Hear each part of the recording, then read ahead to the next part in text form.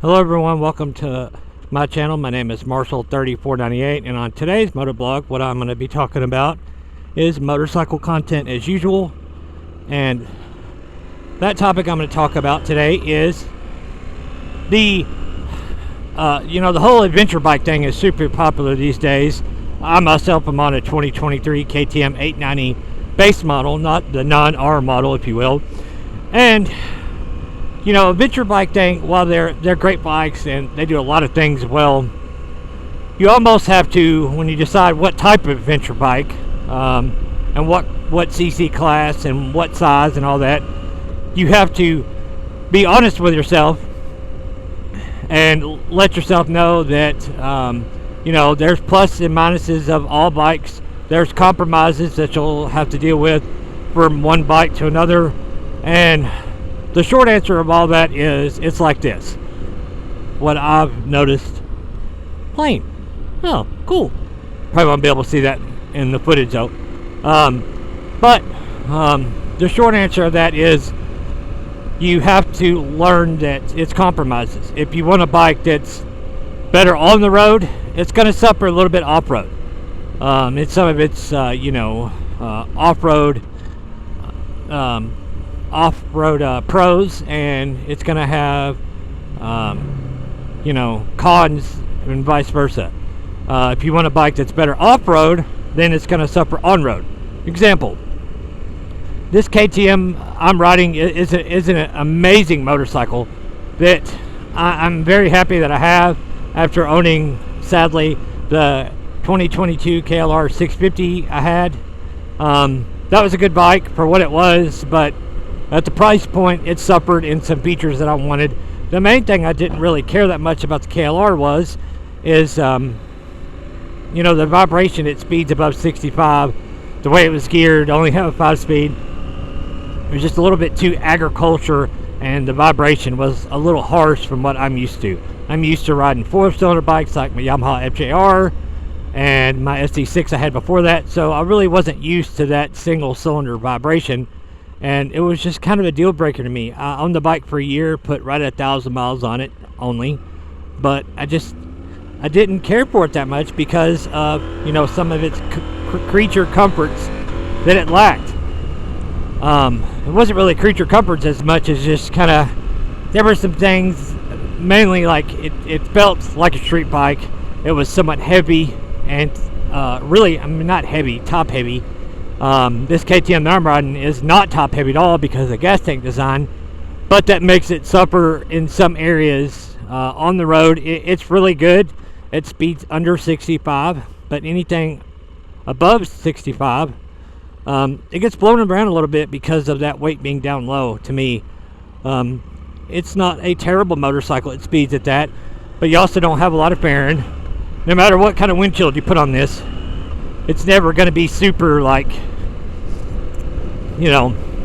it's never going to have the kind of wind protection that a bike with a bigger front fairing and a bigger windshield overall area is going to be. It's just never going to be that. And so you got to kind of, pick your poison. Which do you want? Do you want better road manners or do you want better off-road manners? I chose a more 50-50. And if I'm being honest with myself, it's probably more like a 60-40, meaning 60% off-road, 40% on the road. Because it's a little bit better at off-road because of its design, but it suffers a little bit on-road. And it's not a fault of the bike. I've learned to get used to it. I don't hate it for that. I've had it almost a year now, another big plane. And now, I've got almost 1,400 miles on it. And I've learned to live with its things that it does or doesn't do, and it's not a huge deal breaker, but the negatives are really low and the positives really good. It handles really well. The suspension's great. The brakes are a little soft, but that's kind of what you want in off-road riding. You don't want really sharp, harsh brakes to tuck that front end, whether ABS limited or not. It still could transfer a lot of weight to the front end and just dump you off-road. The electronics on it, as far as the layout of the screen for the new 2023 model, is really good. you know,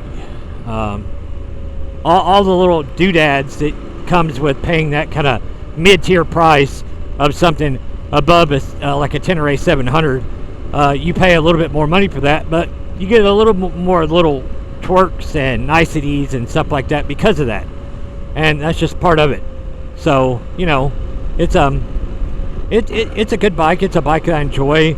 I don't regret buying it, but you know, if I'm being honest, you know, probably a $10,000 or a little bit over $10,000 bike would have been maybe a better buy. Like the KTM 790 now, you know, it has everything this has except for non-adjustable suspension and a little bit less suspension niceties overall and a little bit less horsepower. But you know, you could save like $4,000 over this, or I think it's actually about $2,500. You know, it's just the bikes themselves. The KTM 790 is like $11,000. This was just the bike's like $13,500. So you know, you get a few little less quirks, but you have to learn, like, do you want to spend that little bit more money to get a nicer bike in the end?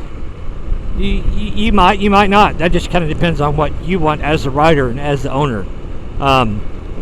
You know, they're just now coming out with a I forget the company. I think it's Givi windshield. I just seen it the other day from Rottweiler that they're now in stock. But they do make a taller windshield for this now. And I'll probably be getting one of those just for when the weather gets cooler here in East Tennessee and gets, you know, not summertime heat. Like right now it's 78 degrees. And I have a decent amount enough windshield, but I don't have, you know, it's not like, it's enough windshield to stay comfortable in the summer heat, but it's not so much windshield that you burn up. So it's kind of that good happy medium, in my opinion. The R screen, which is like way down here on the R model, is, you might as well just not have a windshield, really. Especially, it's like speeds I'm doing now, 53 miles an hour. It's great. The bike does really good on stuff like this. Just don't expect it. I have noticed it's only negative. I got it on the interstate one time for about 45 minutes, or about 25 minutes, I'm sorry. And the pavement was broken up. There was, you know, the pavement was uneven. And because of the tires I have on here, which are Dunlop Rally Raids, you know, the more aggressive one, even though they're really good at speeds like this, it did not like all the uneven pavement stuff at all. And it you know, it made the bike want to follow that, and it kind of wandered a little. If I'm being honest, I wasn't really expecting that because the tire does so good on all the other stuff. It was a little unsettling, and so I was like, okay, whatever. So don't expect it to be great at interstate. It might be a little bit better on the interstate if you have a little less aggressive tire, like something like the Traxinator GPS, a more of a 50-50 tire and not more of a you know, an aggressive off-road tire. And I've never had anybody. I almost bought the Traxinator, the more aggressive one. I can't even think of the name right now. I've looked it up a dozen times. Not the Rouse tire, the Adventure. And I almost put that on there in the dual picture front. I'm kind of glad I didn't now, because this is about as most aggressive I want to go. These are good tires. They don't wallow in the turns. They're a little bit noisy at speeds like around above 60 and howl a little bit, and you do feel that little bit slowing down, that last little bit stopping, like bop, bop, bop. But other than that, they're really good tires for a good mix of really good on curvy roads like this, and just an overall all-around good tire that you can ride. Only bad part is what I've heard, and that's, you know, kind of goes with the territory on a little bit more aggressive tires. They don't last very long. All the counts that I've seen, about 3,500 miles and they're toast. But you know, if you have another bike that you ride more than you ride this one, you know, that's not necessarily a big deal, because you know, you have that you know, other bike to ride, and you don't notice it, you know, the kind of minus of this kind of, you know, more aggressive tire. And you know, it's just it's a good thing to have, and a, you know, a good tire to have. But you know, it's better off-road than the stock ones, I'm sure. The Pirellis, Scorpions, Rally STR, I think. Those bikes, the one time I had those tires off-road, they were okay, but once the trail got kind of rough. I did have a couple times where I lost the back end, just about dropped the bike. I just pure dumb luck I didn't. So like I said, you know, adventure bike stuff, what I'm trying to say is all about compromise.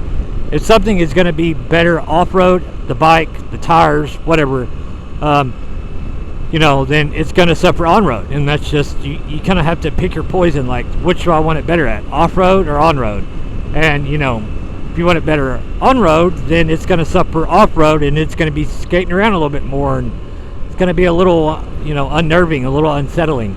So, you know, you just have to deal with that and, you know, suffer the consequences and figure out which one you want more. Of course, you know, the caveat is to that, if you only had one bike, you could have 2 sets of wheels, 2 sets of tires, 2 sets of brakes, and just swap them back and forth. You could do that. It'd be quite expensive to do that on any motorcycle, no matter the make, but it could be done. And, you know, or you could, you know you're going to get ready to do a big trip, have a more set of off-road tires, or know you're going to be riding off, you know, all off weekend. You could pay a shop or do it yourself at home and, you know, put on a different set and then swap back and forth. You could always do that too. You know, there's always an answer and options available for everything, is what I'm trying to say. So on that, guys, if you like today's motor vlog, please give it a thumbs up. If not already done so, please like, share, and subscribe. Leave a comment down below, and ride safe and have fun. We will see you on the next one. See ya.